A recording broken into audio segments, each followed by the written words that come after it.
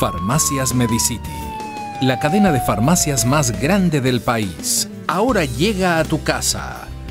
Pídenos a domicilio al 1-800-633-424. 1-800-633-424. Quédate en casa. Saludamos en esta mañana al economista Daniel Legarda. Él es viceministro de Comercio Exterior. Es públicamente conocido que Ecuador tuvo problemas con sus exportaciones del camarón a la China. Hubo advertencias y restricciones al producto ecuatoriano por parte de la China al haber encontrado vestigios de coronavirus en este producto, tema que preocupó en las esferas oficiales, incluso motivando acciones del jefe de Estado. Vamos a dialogar sobre este tema y también sobre los incentivos y créditos que se estarían entregando a empresas ecuatorianas para tratar de superar los graves efectos de la pandemia. Les saludamos, economista Legarda. Empecemos con el tema de las exportaciones de camarón y si es que este ha sido superado. Buenos días, muchas gracias por la invitación. Un cordial saludo a toda la audiencia del astro ecuatoriano. Efectivamente, como usted lo mencionó, han sido públicos los problemas que se han presentado. Primero que nada, resaltar que tanto las indicaciones de la aduana de China como las investigaciones científicas alrededor del mundo ratifican que el coronavirus no se transmite por alimentos. Y eso está ratificado inclusive también en la notificación que la aduana china ha enviado a Ecuador sobre la suspensión de estas tres empresas. Lo que se ha hallado fueron rastros de ARN de coronavirus que no son en sí mismo una amenaza para la propagación del virus como tal, ¿no? Y que lo reconoce inclusive la aduana china. Se encontraron esos rastros en la pared de un contenedor y en cajas, pero no en el producto en sí mismo. Y de todas maneras nosotros hemos manifestado nuestras preocupaciones al respecto de esto, no obstante que también hemos hecho notar toda nuestra apertura para poder reforzar todos los protocolos que haya que reforzar, sean necesarios, y poder superar lo antes posible esta circunstancia. Esta semana, de hecho, tenemos algunas inspecciones virtuales que se van a llevar a cabo en las plantas de las empresas que han sido suspendidas para poder hacer una verificación de los protocolos, de los puntos de control de cada uno de los protocolos que se han establecido para el control, y finalmente con eso poder remitir, ya se ha remitido información a la aduana china, pero con esa visita más la información, poder reforzar cualquier punto adicional y que pronto se pueda levantar esa suspensión para continuar con la exportación de camarón. Solo esas tres empresas han sido suspendidas, el resto de empresas, el resto de establecimientos en el país continúa habilitado para poder exportar camarón. Ingeniero, muy buenos días. ¿Cuáles han sido los efectos en este lapso en el cual se ha dado esta situación, considerando que en el último año, entre el 2019 y el 2020, me parece que entre abril del 2019 y abril del 2020 hubo un incremento muy importante de las exportaciones? Se habla de más de un 90% de incremento de las exportaciones hacia la China, exportaciones de camarón. ¿Cuáles podrían ser los efectos en este sentido, en este lapso que se ha dado estos lamentables hechos? Bueno, de enero a mayo registramos un incremento de exportaciones en alrededor de 40% más. Pero en junio y julio se va a ver una reducción. Las cifras oficiales ya van a revelar eso más adelante, de acuerdo a los calendarios de publicación de las cifras. Pero definitivamente va a haber una caída, y eso no solamente responde como tal al efecto de China, que sin duda alguna va a afectar, pero también a una reducción de los precios internacionales que se está ya provocando debido al exceso que existe de oferta de camarón en el mercado mundial en general. Pues vamos a ver definitivamente una reducción en los próximos meses. Es difícil todavía tener una proyección a final de año, pero sin duda desde junio en adelante va a haber una caída que ojalá pueda ralentizarse hasta el final del año y de todas maneras marque un incremento frente al año anterior. ¿Cómo están, señor viceministro, las empresas ecuatorianas? los emprendimientos ecuatorianos. Hay varias líneas de crédito que el gobierno nacional ha obtenido a pesar de las graves dificultades financieras y la mala imagen exterior que tiene Ecuador por los problemas económicos que está pasando. Pero de cualquier manera se anunciaron créditos del BID, por ejemplo, por el orden de 93 millones de dólares que estaban destinados a contribuir para la reactivación de micros y pequeños negocios. Hubo otro crédito de la CAF por una línea de crédito por 2.500 millones de dólares que se hizo para recuperar también empresas. Hubo un primer préstamo de 50 millones de dólares que se decidió destinar a fortalecer el sistema de salud, pero también otros 350 millones para recuperación de empresas en el país.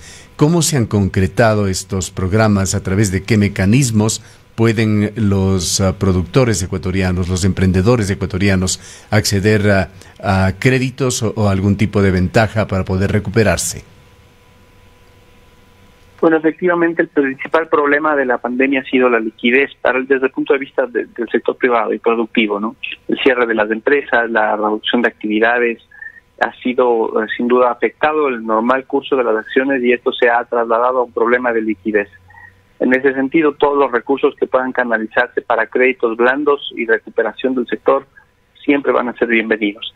Ecuador, nuestro país, tiene un problema enorme aquí porque ya recibió la crisis con una economía que estaba debilitada, pero adicionalmente tenemos algunas limitaciones económicas, como por ejemplo el no haber tenido una reserva monetaria fuerte, esto arrastrado desde años anteriores, lamentablemente, el haber tenido un constante déficit, gastar más de lo que se ingresa, y en este caso también así como la dolarización es una fortaleza, la dolarización también en este caso representa una limitación para poder absorber esos efectos. Pero en todo caso, todos los créditos que se puedan colocar para la reactivación productiva provienen de los fondos multilaterales y de la deuda básicamente bilateral que se pueda conseguir. En ese sentido, se destaca la buena relación que el gobierno tiene con los multilaterales que han sido fuente de financiamiento para la crisis y para esta recuperación. Es la única fuente de financiamiento, básicamente, ¿no? Y por eso decía, todo lo que se pueda canalizar proviene de allí que se ratifica que esa relación y el haber pagado esa parte de la deuda en marzo, si bien fue políticamente sensible, pues ha ratificado que fue la decisión correcta para que el día de hoy podamos verse abierto ese mercado para continuar teniendo ese financiamiento que proviene de los organismos multilaterales. Allí se están llevando a cabo varias acciones del plan de Reactívate Ecuador. Hay el fondo que se tiene con Banco del Pacífico que se espera llegue a 500 millones de dólares. Hasta el momento, entiendo, se han entregado alrededor de 120 millones aproximadamente, o se van a entregar hasta final de este mes alrededor de 120 millones aproximadamente, pero se espera llegar a 500 en esa línea específicamente del Banco del Pacífico. Pero hay otras líneas que están con Banco Guayaquil, Banco Pichincha, otro que se ha destinado como CFN y Ban Ecuador también. Entre todos los que ya están funcionando y los que se espera que también se alcance un monto más adelante, se espera que se inyecten alrededor de 1.150 millones de dólares a crédito. Solamente hablo de los temas productivos, no de los temas de la emergencia sanitaria como tal, en créditos blandos para que puedan fortalecer esos negocios que necesitan capital de trabajo y sobre todo un acceso blando al crédito para poder sostener empleo y recuperarse a futuro. Sabemos que ha habido problemas, no han estado libres de problemas la entrega de créditos. No, hay muchos problemas, justamente sobre esto queríamos dialogar, los múltiples problemas que existen con la entrega de créditos. Ecuador, de hecho, tiene una imagen de ser el país que menos medidas contracíclicas ha tomado, menos ayuda ha dado a los ecuatorianos, a los empresarios pequeños, medianos, grandes para salir de la crisis. Y cierto es, hay estos programas de Reactívate Ecuador que usted acaba de mencionar, también Ecuador Productivo que acaba de anunciar el ministerio al cual usted se pertenece, de Producción, Comercio Exterior, Inversiones y Pescas. Pero entre lo que se anuncia y lo que se lleva a la práctica hay una enorme distancia. hemos conversado y dialogado con empresarios aquí en la ciudad de Cuenca y prácticamente no hay un solo empresario que haya recibido estos créditos. Sería bueno conocer a quienes ha llegado. Nos han hablado más bien de una serie de problemas que se dan, de que se llenan los formularios, se los procesa, luego vienen una serie de procedimientos bastante engorrosos que hacen prácticamente imposible que los créditos lleguen a los emprendedores. Y no estamos hablando de grandes sumas, son montos pequeños del orden de 10,000, de 20,000, de 30,000 dólares que los empresarios aquí en la ciudad de Cuenca buscan, y le invitaríamos, señor viceministro, que usted indague con el Banco del Pacífico, por ejemplo, cuántos créditos han sido rechazados. No encuentran los empresarios la forma de acceder en forma práctica a estos créditos, de los cuales se anuncia mucho, pero como les señalamos, muy poco llega para los interesados. Y quizás, ingeniero, en este contexto sería importante entonces que se pueda conocer cuáles son las condiciones que deben cumplir, o los requisitos que deben cumplir los empresarios, los comercios, para poder acceder a este tipo de créditos. Los requisitos son en realidad los mínimos posibles. De todas maneras, no puede dejar de haber algunos requisitos que son básicos. Pero como decía, reconocemos que ha habido un problema en la entrega. El principal problema se debe a que la demanda es mayor que la oferta. No hay vueltas que darse en esto. Los recursos no son suficientes, amigos, y eso se debe a que van llegando, como decías, de los 500 que va a emitir Banco del Pacífico, hasta fin de mes se esperaba ejecutar 120, pero porque van entrando más recursos, se van colocando. Pero eso hace que la demanda sea mayor que la oferta como tal, entonces no hay dinero que alcance. Eso es importantísimo decir. No, en esta circunstancia la magnitud de la crisis y demás es muy grande, y si bien se hacen todos los esfuerzos, siempre va a haber mayores necesidades que no se van a poder alcanzar. Hay que revisar otros mecanismos, hay que revisar la forma, y de todas maneras desde el mismo sector privado, los empresarios, las personas, es importante que busquen alternativas de asociatividad y demás para también buscar una alternativa adicional, ¿no? Esto como, insisto, como mientras se logra colocar todo el capital para que pueda ingresar a créditos. Pero no obstante, estos problemas, estas observaciones han sido recogidas ya.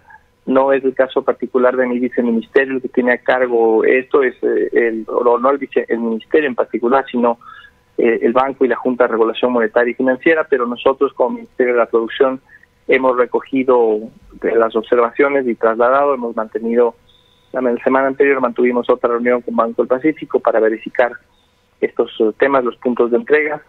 Sabemos que el banco igualmente, si no es en esta semana, es en la próxima, implementará ya un proceso para que todo el mecanismo esté vía online, porque sabemos que el banco no tiene sucursal en todas las ciudades del país, pero por esa misma razón se va a poder acceder a toda la entrega del crédito, todo el proceso desde la plataforma del banco. Actualmente solo se puede hacer una precalificación en la página web, pero están trabajando en un sistema para poder realizar toda la calificación de crédito en la misma página web. Voy a citarle, señor viceministro, banco, ¿no? Cifras del propio gobierno, cifras dadas por el Ministerio de Finanzas, recientes, muy frescas, refiriéndose a estos créditos que se manejan a través del Banco del Pacífico.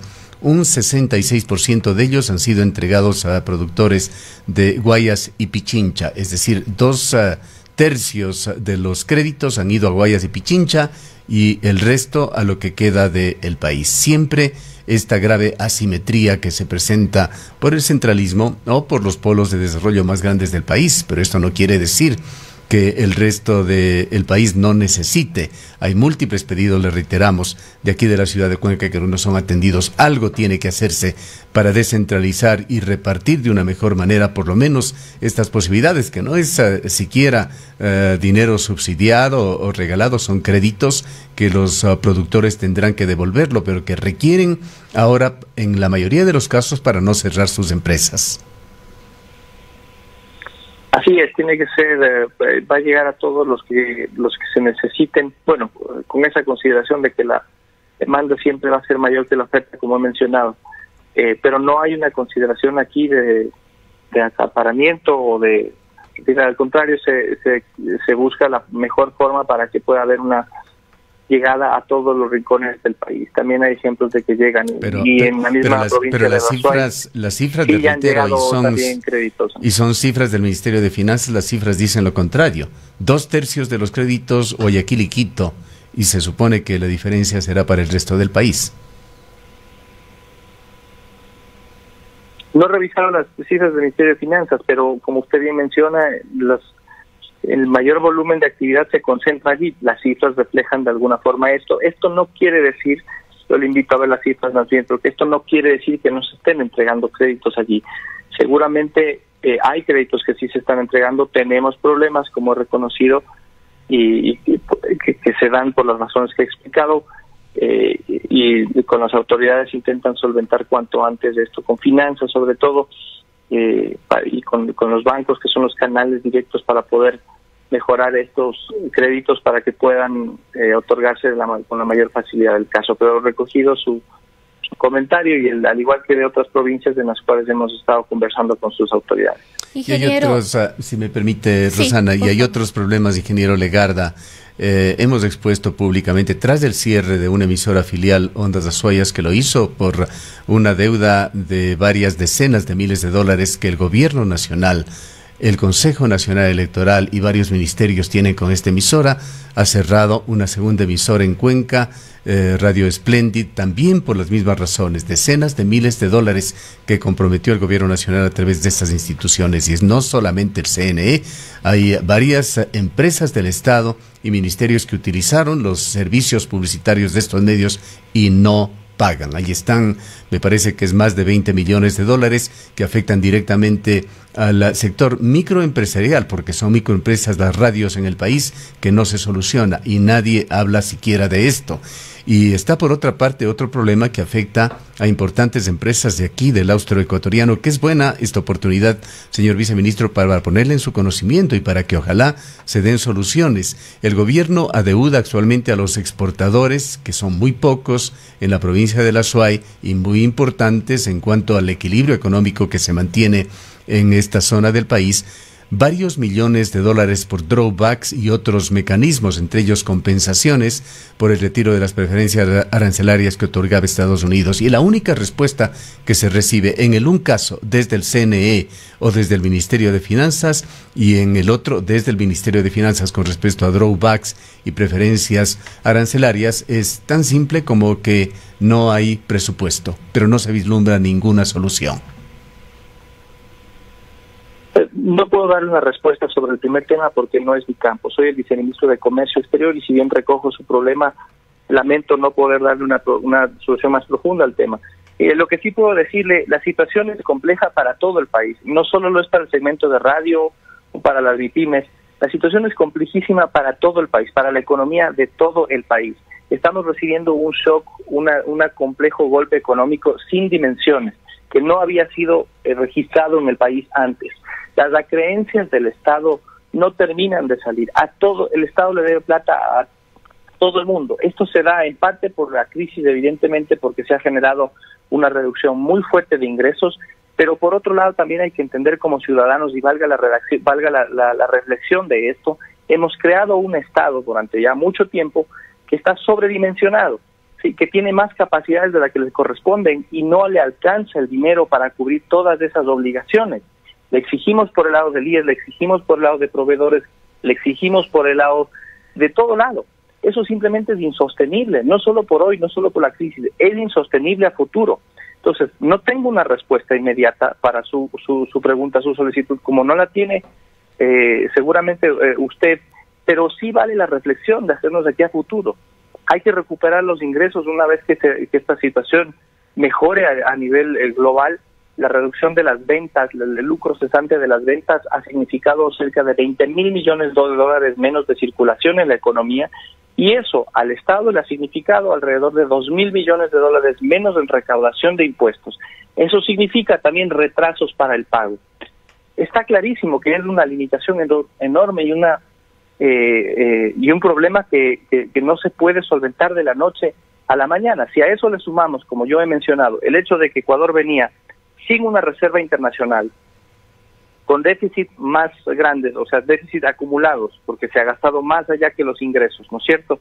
Y además con un perfil de deuda que tenía que renegociarse, porque además tenía un riesgo país alto que no puede emitir deuda en cualquier momento, eso hace que sea muy complicada la situación. Son limitaciones muy importantes y materiales que están allí. Entonces la reflexión a todos los ciudadanos es, efectivamente tenemos un problema enorme, se buscan las mejores alternativas para dar créditos, salidas y demás, pero creo que es una reflexión importante la que nos toca hacer en adelante.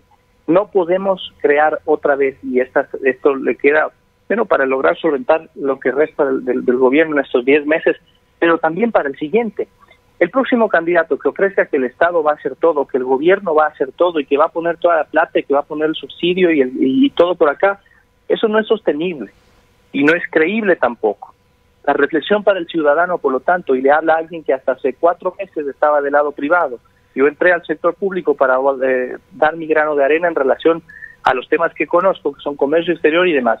Pero es fácil y evidente darse cuenta que hemos creado una estructura económica que no es sostenible en el tiempo, y esto se arrastra desde años anteriores por habernos gastado todos los recursos del IES, de la Reserva Internacional, de los fondos propios del Estado, tener un déficit sostenido durante muchos años y querer seguir exigiendo que todo lo cubra el Estado. Pero, ingeniero Legarda, lo que usted señala, si bien es cierto, está bien que ustedes lo hayan dicho, porque sí lo han hecho a inicios del gobierno, pero no cuando están por terminar. Tenían ustedes, como gobierno nacional actual, la obligación de corregir todos estos temas, más allá de los problemas que sí se han presentado de manera muy particular, como este de la COVID-19, pero la situación en general venía ya muy mal. Lo que no nos está respondiendo, y sí tiene que ver netamente con su cartera, con el comercio exterior, es el tema de los drawbacks y de preferencias arancelarias, que nuevamente son tratados de manera diferente para empresas de los polos de desarrollo Guayaquil y Quito con respecto a las empresas que funcionan en esta provincia de la SUAY.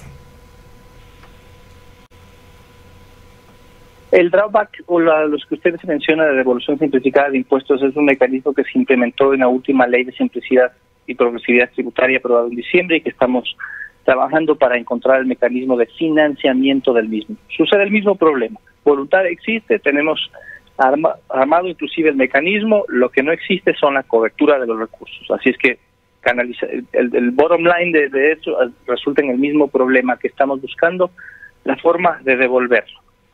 Así como usted me pregunta para el tema de la radio, el problema termina siendo al final del día el mismo. ¿De dónde conseguimos el financiamiento para esta devolución de impuestos? Es algo en lo que estamos trabajando finalmente. Y sobre el tema del acceso a Estados Unidos, o los recursos que se iban a entregar por haber perdido las preferencias arancelarias del ATP-DA, bueno, aquí se vislumbra por un lado lo importante de tener un acuerdo comercial con Estados Unidos, que es fundamental y que estamos trabajando también para no depender de esos recursos. Lamentablemente aquí perdimos la oportunidad en su momento en 2006 de poder tener un acuerdo que hoy en día nos haría mucho beneficio por poder tener ese acceso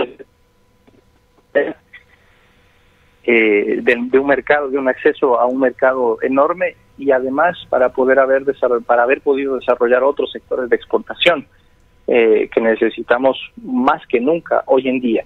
La buena noticia es que se está trabajando también en eso.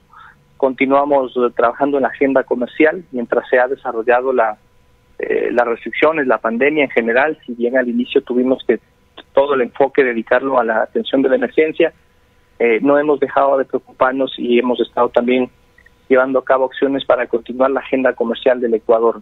Y en ese sentido, han visto que ha entrado en vigencia ya, o está por entrar en vigencia, el acuerdo comercial con el EFTA, con la Asociación Europea de Libre Comercio, con el Reino Unido igualmente. Estamos negociando también con México para el ingreso a la Alianza del Pacífico, y también estamos generando el mejor entorno para iniciar una negociación con Estados Unidos, que es uno de nuestros principales mercados también de exportación.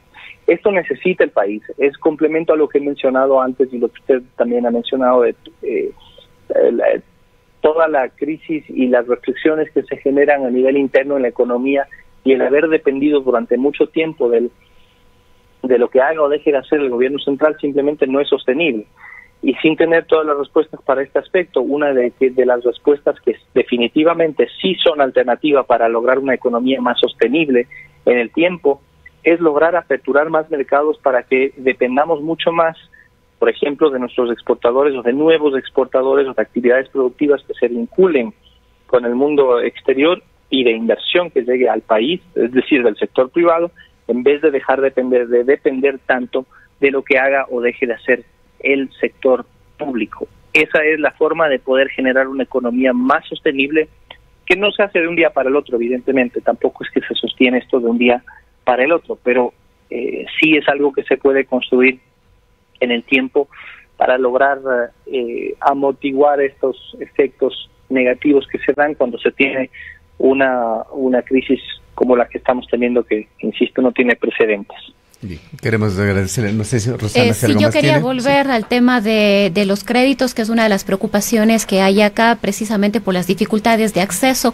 El Ministerio de Finanzas había anunciado un fondo de más o menos $1.000 millones, un poco más de $1.000 millones para Reactívate Ecuador específicamente. El Banco del Pacífico ha entregado alrededor de 80, 90 millones de dólares según los reportes. ¿Cuántos fondos, si usted, no sé si usted podría darnos esos datos, cuántos realmente ha entrado a este fondo? El Banco del Pacífico dice que más o menos tiene todavía unos 500 millones de dólares para entregar en créditos. Usted nos decía hace un momento que no hay los recursos para la solicitud de los créditos cuando hay una serie de necesidades y de personas que, como habíamos dicho, o grupos que buscaban créditos realmente pequeños, de $20,000, $30,000, no más allá de eso. No sé si usted podría especificarnos un poquito más cuánto mismo hay en estos fondos y cuánto se ha entregado, si es que realmente existen o no existen estos fondos.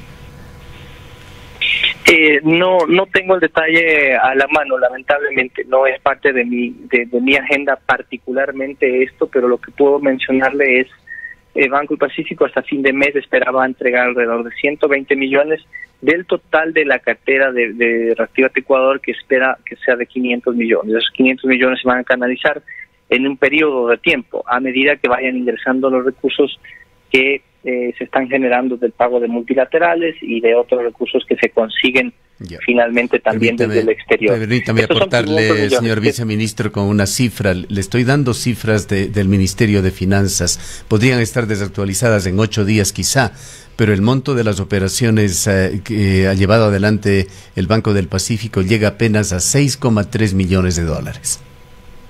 No, esa cifra está desactualizada. Dato del Ministerio de Finanzas, le reitero. No, está desactualizadísima.